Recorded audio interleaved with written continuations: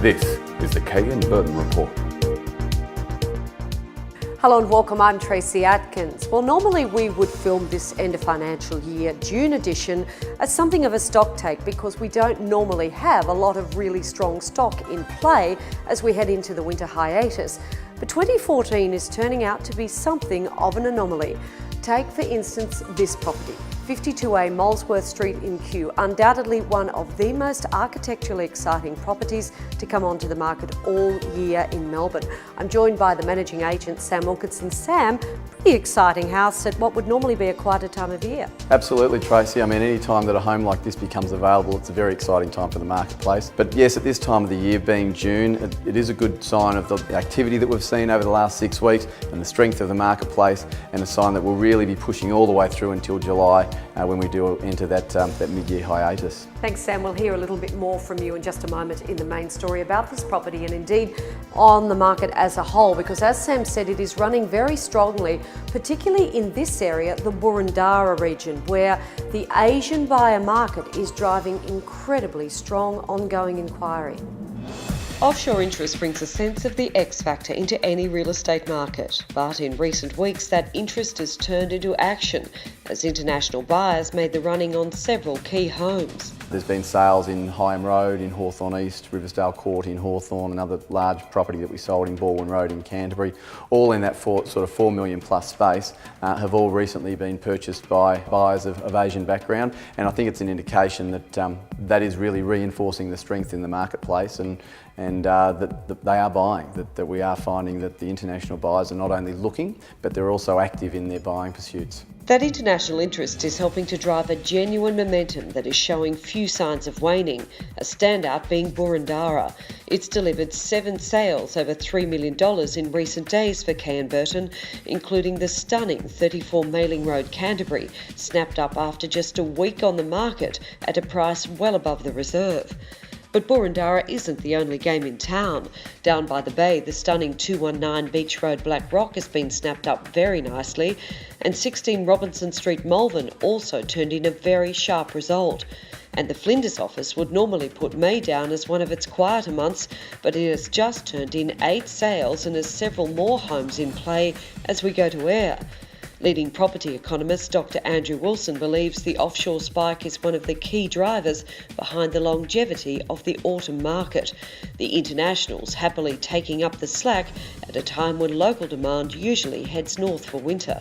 Altogether, a strong performance by the Melbourne winter market, following on a strong performance over autumn, and really we are set up to see another good performance in spring. And another positive factor for that Melbourne housing market is a revival in the local economy. It's keeping some good stock in play as well. Orb House in Kew is the perfect example of the sort of top-tier house that you'd normally expect to see launch in the height of spring or autumn. But this year, the usual rules don't apply, the house launching into almost unprecedented levels of inquiry and inspection. The Orb House is one of the more iconic homes that Melbourne has to offer, and it's a very exciting time when it comes onto the market. We've seen that reflected by the numbers at the inspections already so far. It's been very, very popular, a number of buyers coming through and having a look, and in particular the international market seems to be quite active. And a couple of notable arrivals too on the developments front. The General in Northcote already garnering good comment, while there's plenty of talk too about this very appealing project in Simpson Place in Hawthorn. And more sales chalked up at 2 of the rockstar releases of recent times, the QT development in the city and the iconic Beaumaris, where construction will commence in just 3 weeks, and the historic stable section has now also been released. The Kay and Burton Report, proudly partnering with NAB Business Banking. To subscribe, go to kburtonreport.com.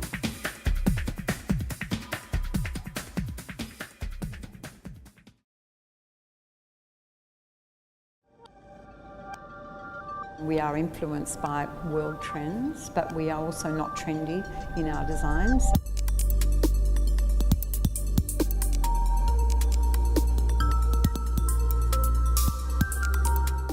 What's happening at the moment that we like is the mixing of metals.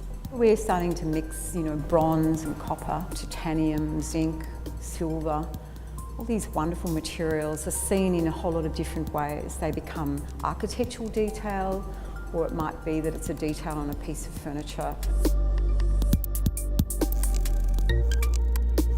Flowing into residential, I believe Melburnians are brave, and I think they are moving out of maybe the mindset that they've had of the past. Now we're seeing the boomers taking on what their kids are doing, which is extraordinary.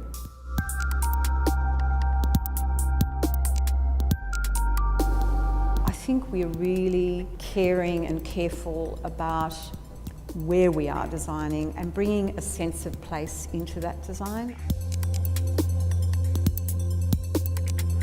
The other thing that we love doing is mixing of contrasts, glossy surfaces versus flat surfaces, and how light falls on those surfaces. It's absorbed by the matte finishes, but on a glossy surface, light reflects and it creates illusions. So it's all about what's not there rather than what is there.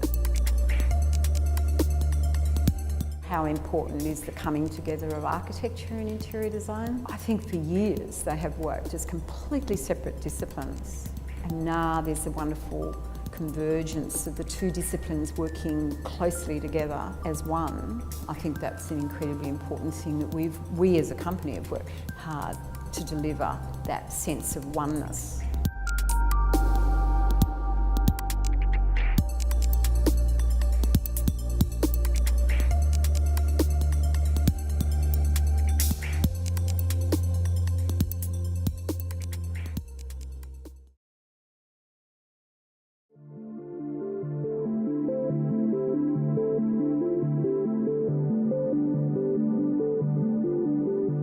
The house of the future, which is what this aspires to be, was inspired by the ancient houses within the city of Pompeii. These houses were very fortified from the outside, but very tranquil and very transparent on the inside. And the Orb House, I think has that feel. The large cube that we're currently sitting in, with its two-storey volumes, is a very masculine form in my mind, and then it's counterbalanced by this circular form that divides the house into two distinct zones, and that's a very feminine form. And I think the house resonates on that level with the balance of this masculinity and femininity in geometric forms. The house is designed around the solid fabric of the walls and also a lot of transparency with the glass, but that glass has been treated with low E thermal film, which gives it a very high UV resistance factor. And what that means for anybody living in the house is that during winter months, when the house is warm and toasty, you lose less heat through the glass, which is where most of the heat of a house is lost. And also during the warmer months, you gain less heat when the temperature is very high outside. It's a house really designed around glass and inviting the external environment into the interior. I think that's where its success really lies. One of the quotes that the client came up with once the house was completed was that they thought that the actual house inspired them to live better. And I thought that's the ultimate compliment to a well-designed, well-executed piece of architecture.